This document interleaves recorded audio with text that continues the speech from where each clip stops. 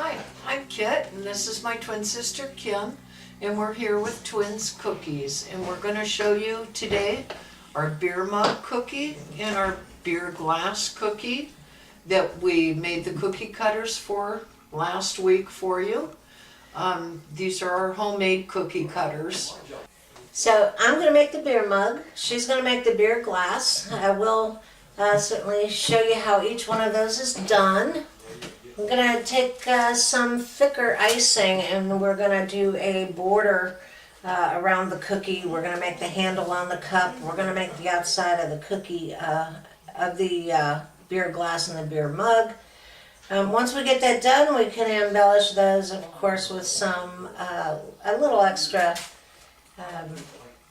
foam and things like that up on the top of the cookie, so it looks a little more like a beer glass and a little more like a beer mug. I'm doing the glass right now, and I'm going to just flood the cookie with the beer, or beer flavor, or beer colored icing I should say. We can't make the beer flavored. We did decide to use root beer today, though, for the icing flavor. We thought that'd be great for beer. It's as close as we can get. We don't want to actually put beer in our icing, but we hope you'd like it. And boy, you can really smell that flavor. It smells wonderful. And I'm just going to work this frosting over into all the little spaces that didn't quite get flooded all the way.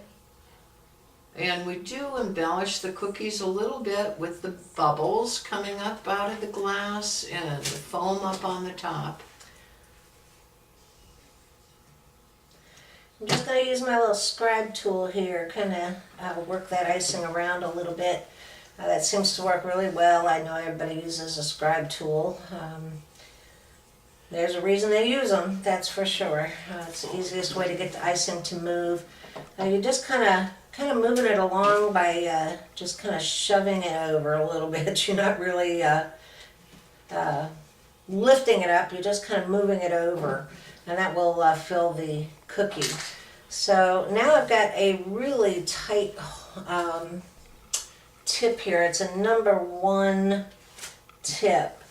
And I'm going to use that for the bubbles or the foam in the beer. That seems to work really well for the foam. And I've got some very stiff icing in here that is going to be what I'm using for the foam. And you do want to put the dots in for your bubbles coming up off the glass while it's still right after you flood, so you can make sure that that kind of blends in a little bit more than just having a big glob. I'm also going to put some lines down the beer mug. It makes it look like it's got a little more depth to it, a little bit more, looks more like a beer mug. At least any beer mug I've ever seen. Okay, I'm going to use the thicker white to make the foam at the top. And you just put it into dots, and the dots will kind of blend just slightly. You don't want it totally blended. And I put a little bit up towards the top like somebody just took a drink. Because everybody knows nobody just lets their beer sit for very long. And then I'm going to take, oopsie, I touched that cookie.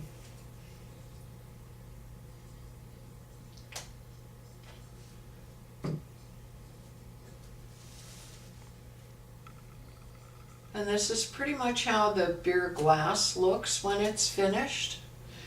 I will go back once these dry just a little and put a few more bubbles in there for the foam. The one thing we didn't do was hops. We thought hops would be good to go with our beer.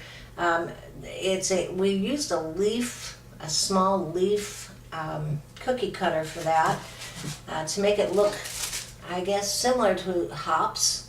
We're trying our best to make it look like that without having an actual cookie cutter of hops, so we're doing our best with that one.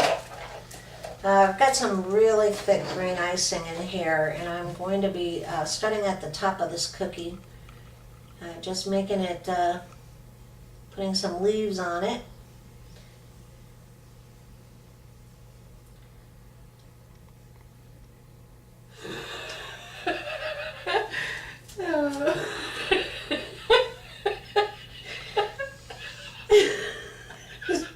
Okay. Oh dear. Oh, I see how you did that. My sister's been at this a lot longer than I have, so I've just recently moved down here to be with her so we could get this business up and running. So I'm kind of learning my lessons from her as I go. So here's the hops just made. I hope it doesn't look like an artichoke. I was told to make sure it doesn't look like an artichoke. I don't think it does.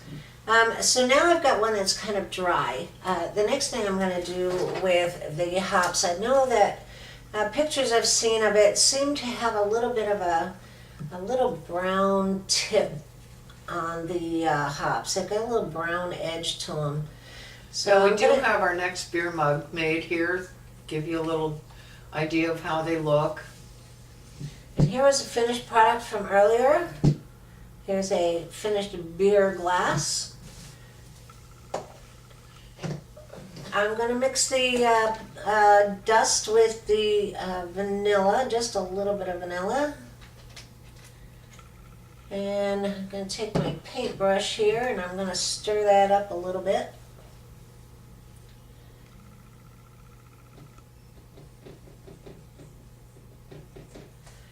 And I can take that and just put a little brown tip on the ends of these, on the end of each of the leaves for the hops. Don't want too much on there, just enough to make it look like it has been out in the sun.